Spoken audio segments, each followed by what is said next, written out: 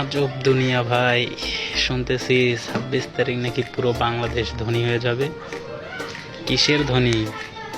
স্বপ্নের ধনী কি সত্যিকারের ধনী? হ্যামস্টারে তুমি কত টাকা ইনভেস্ট করেছো ভাই শুনি?